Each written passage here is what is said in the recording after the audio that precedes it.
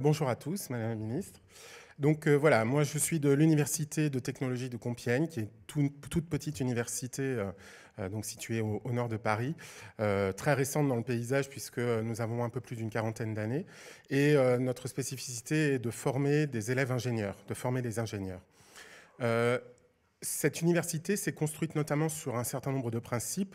Le premier d'entre eux est justement pour faciliter pour les étudiants la perspective, la mise en perspective de ce qu'ils veulent faire, de les amener à construire eux-mêmes leur parcours. C'est-à-dire que depuis le tout début, depuis leur entrée dans l'établissement, en post-bac, c'est à eux de choisir dans le catalogue des enseignements, qui compte aujourd'hui environ 350 entrées, de choisir la liste des cours qu'ils ont envie de suivre. Ce choix se fait semestriellement. Donc, chaque semestre, un étudiant choisit en moyenne 6 ou 7 enseignements. Et il se fait aider dans ce choix de parcours qui l'amène donc finalement à progressivement affiner son projet professionnel. Il se fait aider par un responsable pédagogique, c'est classique, et également par un référent. C'est un conseiller, un professeur avec qui il n'y a pas forcément de relation hiérarchique, quelqu'un qu'il peut aller trouver pour discuter avec lui des opportunités, de la pertinence de tel ou tel choix. Pour arriver à faire cela, il faut évidemment aussi donner aux étudiants la possibilité de choisir pertinemment les cours qu'ils veulent suivre.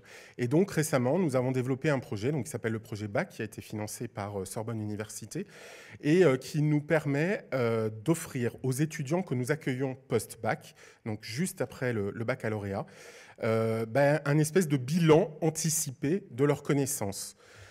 On s'aperçoit que la transition dans le supérieur est quelque chose de difficile, et Madame la Ministre l'a rappelé tout à l'heure.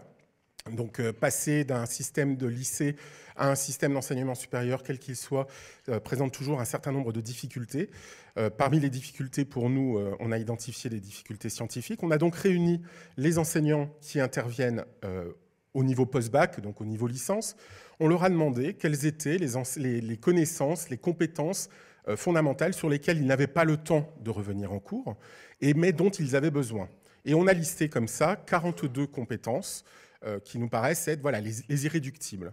Et donc les étudiants qui arrivent après le baccalauréat, au mois de juillet, donc ils ont terminé leur bac là, au mois de juillet, on leur donne accès à une plateforme sur laquelle ils se connectent et on va les tester sur ces 42 compétences. Ils vont recevoir chacun, puisque les questionnaires ont été construits par nous et conçus pour justement cibler pertinemment ces compétences, ils peuvent recevoir chacun un bilan personnalisé des points sur lesquels ils sont à l'aise, des points sur lesquels ils le sont moins. Nous leur fournissons alors des ressources numériques et ils ont le mois d'août pour peut-être s'aider, se remettre à jour.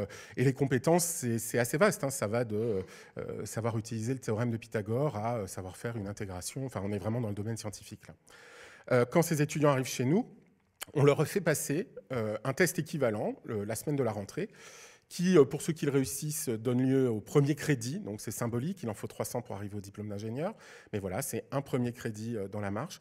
Et puis, qui permet aux étudiants de se rendre compte que, oui, la formulation des problèmes dans le supérieur n'est pas la même qu'en lycée, qu'il y a un certain nombre de notions sur lesquelles les professeurs ne peuvent pas passer du temps. Donc c'est à eux aussi d'être actifs sur ces notions-là. Et puis, ça permet aussi aux enseignants d'avoir une cartographie des promos qu'ils reçoivent et donc, pourquoi pas, d'ajuster un peu le niveau des cours pour essayer justement de perdre le moins possible d'étudiants en cours de route. Voilà.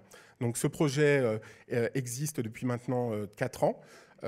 Il est très apprécié des étudiants, on fait des enquêtes de satisfaction. Il est également apprécié des enseignants et on réfléchit actuellement à un projet équivalent pour la transition à Bac+2, puisque nous accueillons aussi des étudiants qui viennent de prépa, de BTS, d'IUT, de licence, et donc faire des choses un peu équivalentes, encore plus ciblées scientifiquement par domaine, la mécanique, l'informatique, mais au niveau Bac+2. Voilà. Merci beaucoup.